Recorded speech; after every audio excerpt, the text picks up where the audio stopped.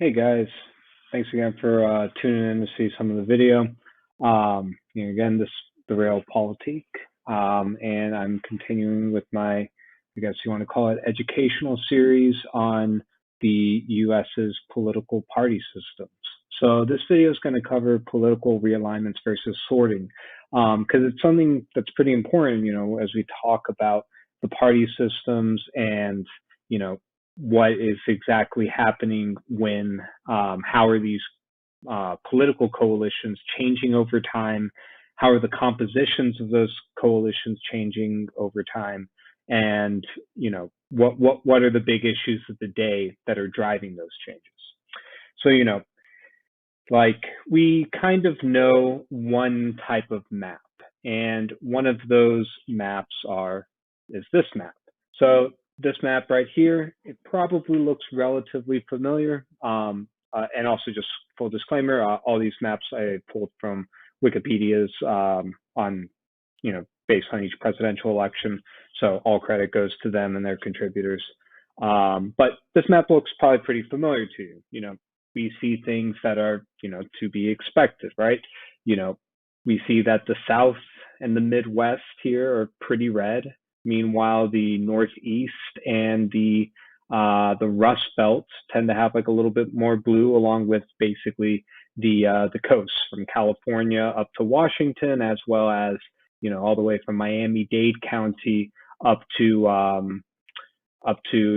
like Rockingham County in New Hampshire, Boston, Portland, Maine, etc., all tend to be relatively blue. We see the rural versus urban split. Looking at Texas, we can see here in Fort Worth and Dallas, relatively blue. Same thing for Houston and El Paso. But meanwhile, in most of the rural areas, with the exception here along the Rio Grande Valley, they tend to be pretty red, pretty Republican.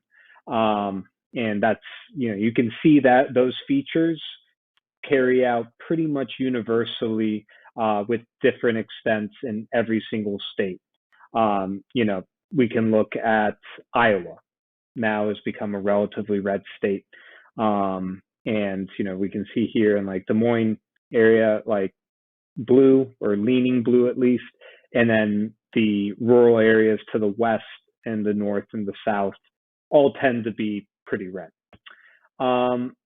But there is a difference here, like as we look at this map and we look at changes in the political map between a real realignment versus sorting. So let's look at a realignment.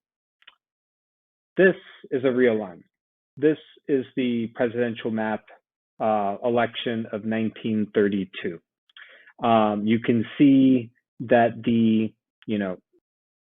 basically, there's been a rapid change in, the political preferences of the nation, a sudden jolt to the system.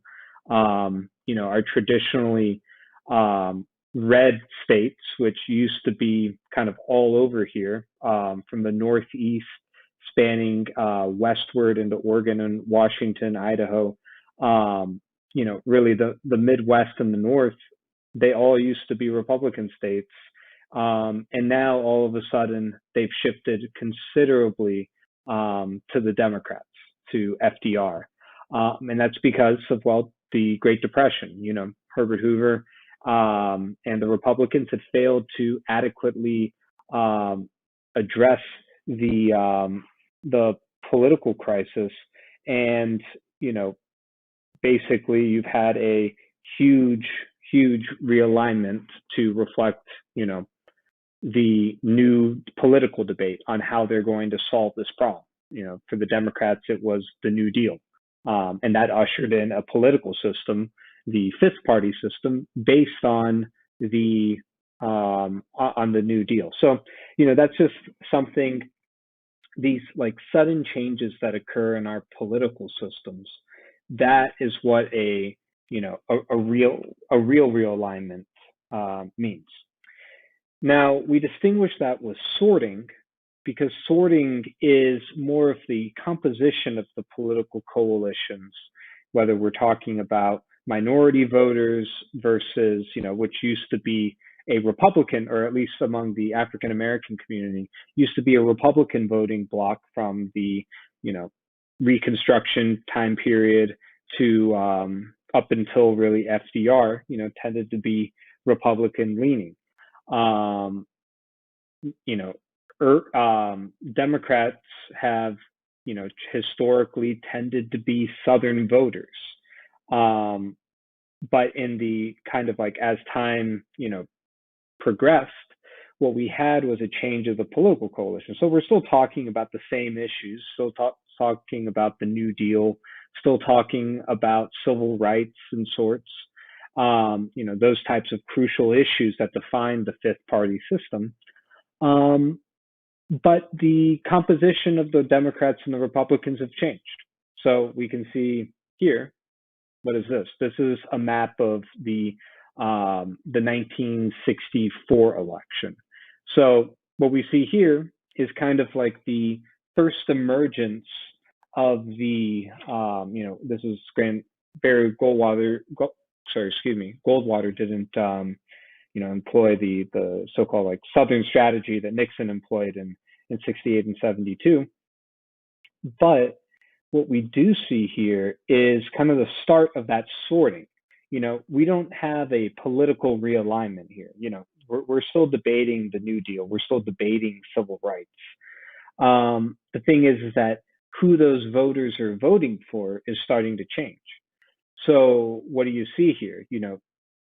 Relatively similar map in most of the country. This is still a time of Democratic dominance. I should have the numbers in front of me, but I want to say it was around a 22-point margin win for Lyndon B. Johnson, won around 60% of the vote. Barry Goldwater got probably around 38%, if I recall correctly.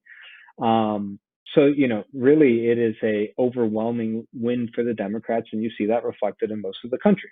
But here in the South, you now see him, I believe he carried Louisiana, Louisiana, Mississippi, Alabama, Georgia, and South Carolina, where basically you now have these, Southern voters starting to shift away from the Democratic Party towards the Republican Party. That's a sort. It's not a realignment. It's a sort. And the distinction is important as we kind of like progress, because we don't want to be talking about, we don't want to be confounding the two, because the two are different.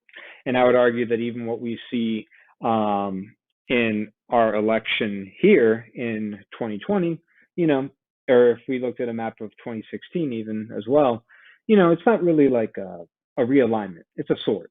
Right. We have rural voters increasingly trending towards the Republican Party. We have suburban voters trending towards the Democrats, at least maybe permanently, maybe temporarily due to, Donald Trump. And then in the urban areas, we kind of see like a mix. We see areas like Miami-Dade shifting considerably towards the Republicans. New York actually, so New York City saw a pretty decent shift towards the Republicans.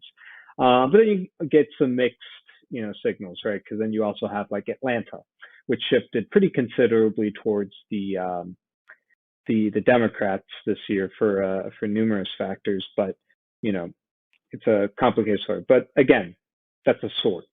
So as we kind of continue in this series, I think my next video will be a look at the first party system. But as we talk about the shift from the first party system to the second party system, and who are voting for the the Democratic Republicans versus the Federalists, when we look at like who is voting for who, we're often talking about like a sort. When we're talking about the emergence of brand new political coalitions and brand new, ideas that, form the basis of that political debate, that's going to be more of a realignment. So yeah, I just thought I would create this video to kind of delineate some of the differences there. Let me know if you guys want me to talk about anything else. Always happy to. And yeah, thanks for listening, and I will try to get out my next video soon. Have a good one, guys. Bye.